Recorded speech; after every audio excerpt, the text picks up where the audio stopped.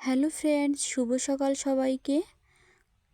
আজকে একটু সকালবেলা উঠে চা খেয়ে নিচ্ছি। যদিও আমি প্রতিদিন চা খাই না, তারপরও মাঝে মাঝে আবার একটু খাই, যখন মন চায় তখন একটু খাই। তো আজকে একটু বৃষ্টি পড়ছিল, আবার একটু ঠান্ডা ঠান্ডা ওয়েদার ছিল, এজন্য সকালবেলা একটু হালকা পাতলা লিকার করে একটু চা করে নিচ্ছি, আর এটাই আজকে আমি খাবো। তো সকালবেলা চা খেয়ে এখন আর রান্না করব না, তোমাদের দাদাই ঘরে রান্নাটা সেরে নেবে। আমি একটু আজকে একটা বাইরে বেরোবো, আর সেটা হচ্ছে আজকে আমাদের একটা বিবাহ আছে।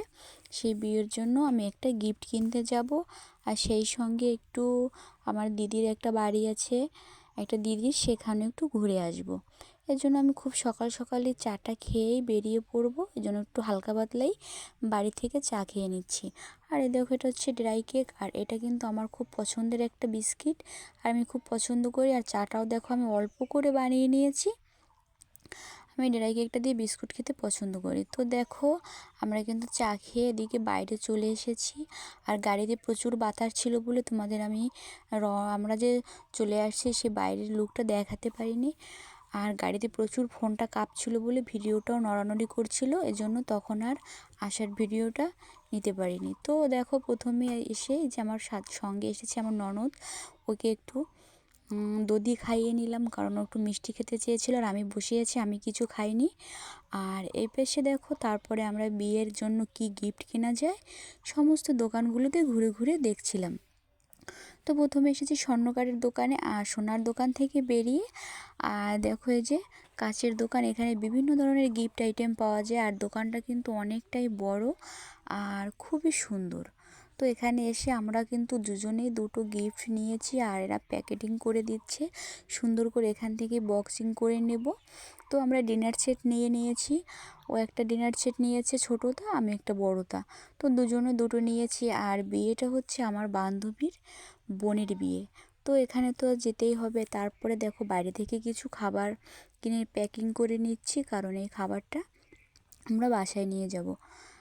আর এখানের খাবারগুলো কিন্তু ভালো। আর আমরা এসেছি এখন বাগেরহাটে, আর এই বাগেরহাট থেকে এই খাবারগুলো নেব। তারপরে কিন্তু আমরা এখান থেকে একটু, আমার দিদির বাসা আছে, সেখান থেকেও আমরা ঘুরে যাব।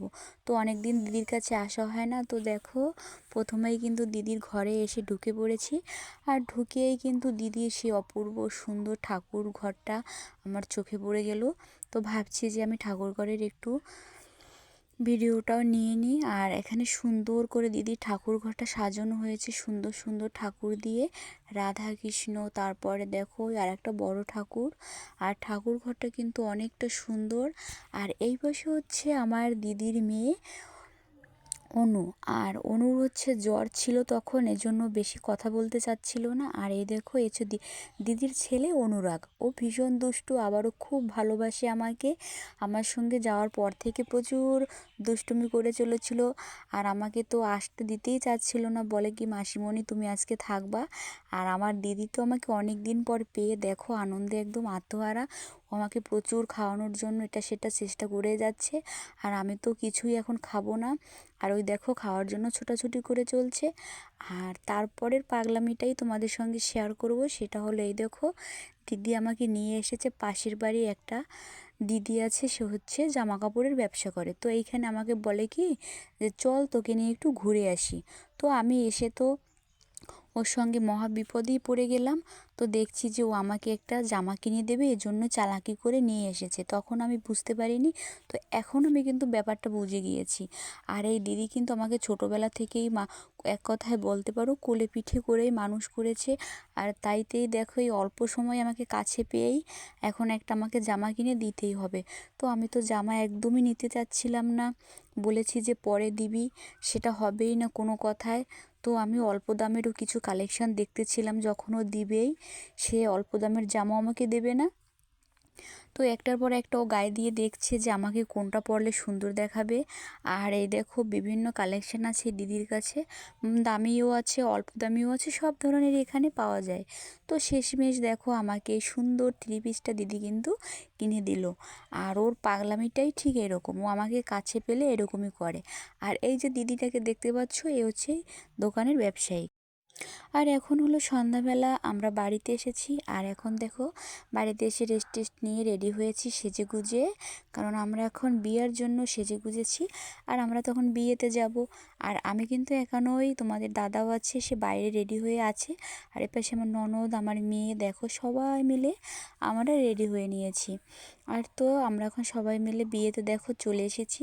আর প্রথমে ঢুকে এত সুন্দর বিয়ে বাড়ির লাইটিংটা করেছে না, আর এই লাইটিং দেখতে আমার কাছে এতটা ভালো লাগে কখনোই বলতে পারবো না। আমি ছোটোবেলায় যখন পুজোর প্যান্ডেলে যেতাম, এরকম লাইটিং দেখতে আমার খুব ভালো লাগতো, আর এখনও কিন্তু ঠিক সেরকমই ভালো লাগে। তো দেখো সমস্ত রাস্তাটাই একদম লাইটিং করেছে, আর এতটা সুন্দর সাজিয়েছে, এই জন্য আমি ভিডিও করার লোভটা কিন্তু আর সামলাতে পারলাম না। আর রাতের বেলা লাইটিংটা কিন্তু সব থেকে বেশি ফোটে। তো এবার চলে আসলাম বউ, এই যে দেখো যার বিয়ে তার কাছে, ও হচ্ছে আমার বান্ধবীর ছোট বোন। তো এই যে গিফট ওকে দিয়ে দিচ্ছে লোকজনে, আমাদের গিফটগুলো ওকে দিয়ে দিয়েছি, আর ওকে দেখানোর জন্য একটু তোমাদের কাছে এসেছি।